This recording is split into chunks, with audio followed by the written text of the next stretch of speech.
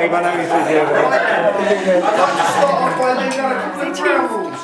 Firstly, if you do have a mobile phone, please leave it switched on and keep yourselves entertained for the duration of our speech. Secondly, if no one sexually makes a joke, please send them straight on to something else. I'm sure you will all agree it's been an emotional day. Even the wedding cake's in tears.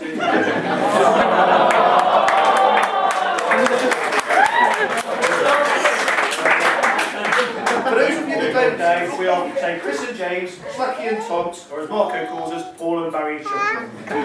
Marco, you have been a great friend over the past 20 years, and we are both very proud and honoured to be your best man. We would like to start by proposing a toast to all bridesmaids. We are sure we all agree they all look absolutely gorgeous today, and they've done a fantastic job. It looks like you had an amazing time during your hen weekend, so quick toast to the bridesmaids. To the bridesmaids!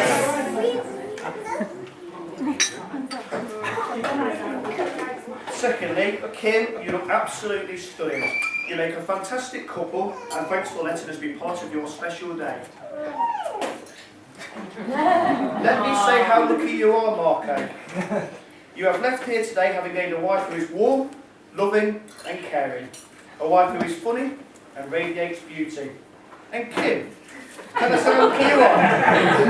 Having gained a beautiful dress and a lovely bouquet of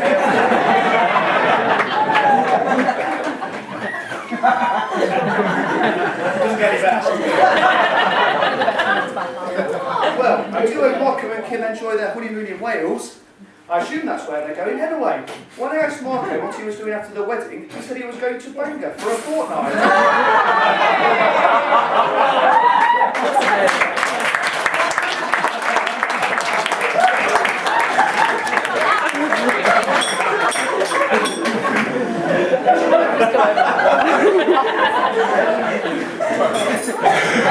As your friends and family, you are delighted in your marriage and we offer our encouragement and support.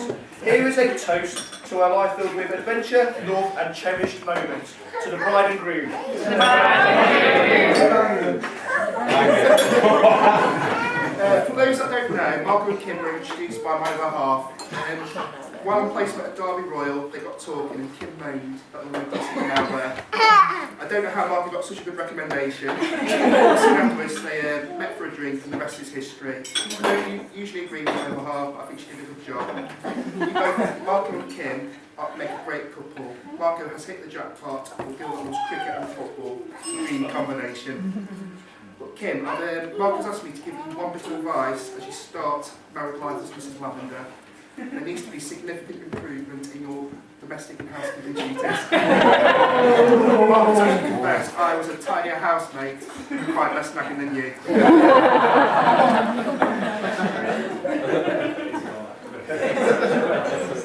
For those of you that don't know, the job of being best man consists of 3 tasks.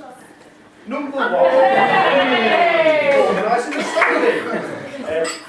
A big thank you to the 16 guys that attended. I hope you all had as good a time as we did. Number 2, ensuring Marco gets to the venue on time, sober and smart. It's basically...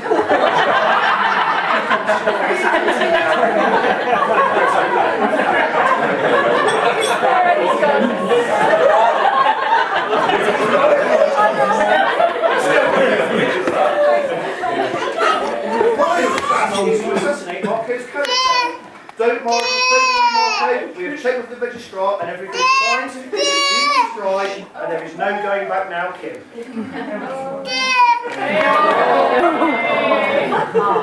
Okay, so what is the main quality Marco looks for in a woman? Beauty, personality, brains?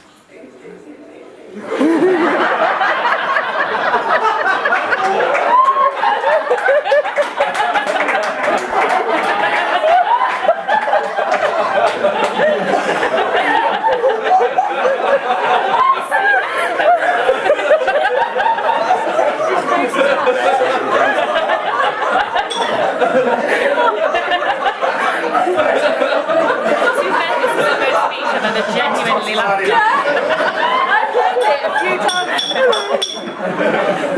I don't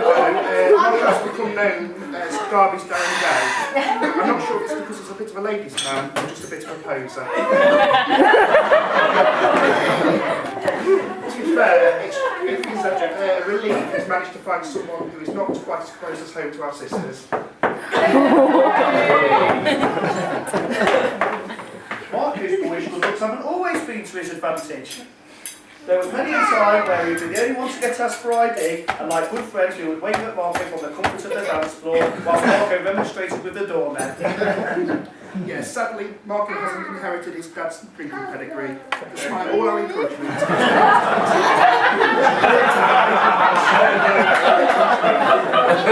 Marco's 21st birthday, we had a whip around and decided to buy him a dirty pint. Unfortunately, Marco was not able to finish this, and seeing his son in trouble, his dad Colin stepped up to the plate.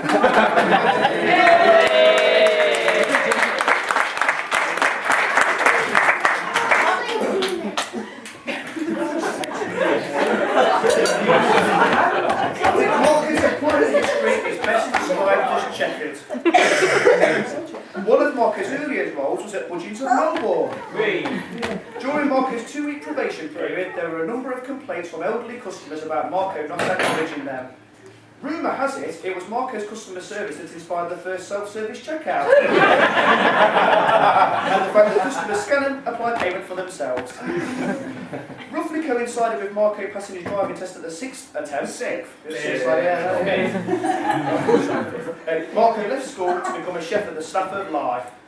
It was during this time that Marco took a dislike to one particular customer who had politely requested their steak to be cooked for slightly longer. To teach the customer a lesson, Marco decided to spit in his steak and watch smugly as the unwitting customer tucked into his tea. Deciding this was not for him, Marco decided to go to university and achieve a 2-1 criminology degree at Kidder.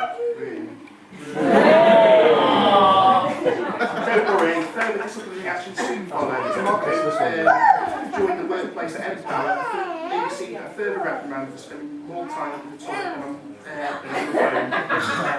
Marco was even offered his dream job with the police, only to have it taken away after failing to disclose the CCJ.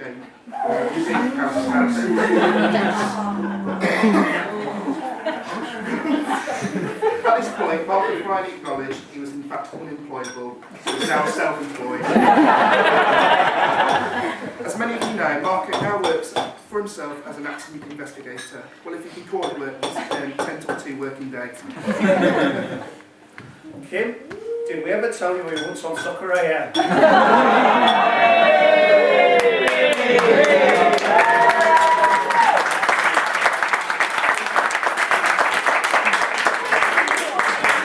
Let such an occasion pass without showcasing Marco's performance in front of 2 million people. For those of you not familiar with the show, there are 2 parts called Catwalk and Show Them the Whole Thing. The first of these slots involves basically walking up and down in a straight line with the soccerette, while the latter moves flexing your muscles. Marco pleaded with us to be able to do these slots all the way down to London, and in the end we couldn't deprive him of his moments of fame. I know he's very proud of his starring performance. I just had to share this with you today. Without further ado, here is Marco flexing his muscles.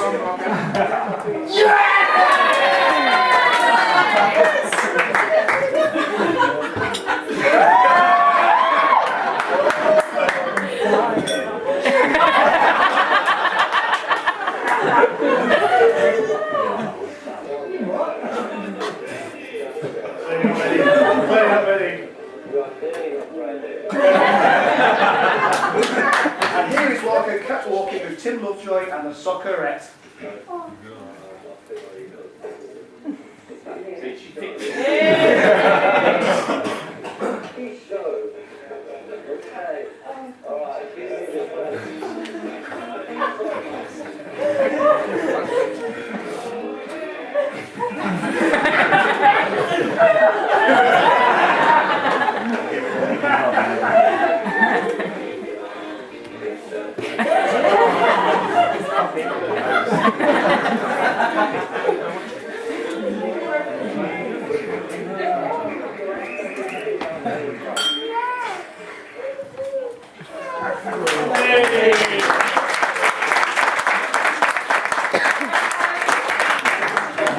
As Marcus starts a smooth chapter of married life, we want to share 6 key pieces of advice. Number 1, never go to bed on an argument. Always stay up and argue. The best way to remember your anniversary is to forget it once. Number 3, always remember these 3 little words. You're right, dear. Number 4, in times of trouble, remember these words from Oscar Wilde. Women are meant to be loved, not understood. Number 5, all you couples here today face each other. Look into one another's eyes. Look into each other's eyes. Statistically, you are now staring at the person who is most likely to murder you.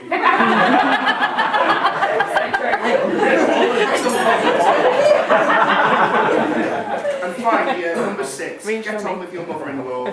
I haven't spoken to my mother-in-law in 18 months. It's not that I don't like her, I just don't like to interrupt her. I would like to take this opportunity to thank everyone who is here today to share Marco and Kim's special day.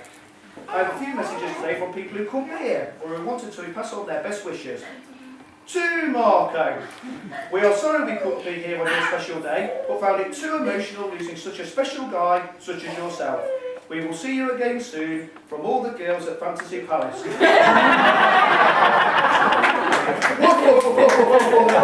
From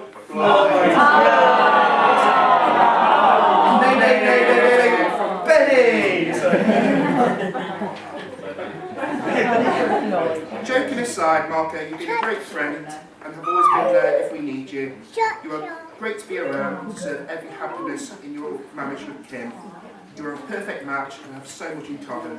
So please can you all be upstanding for a final toast to the bride and groom.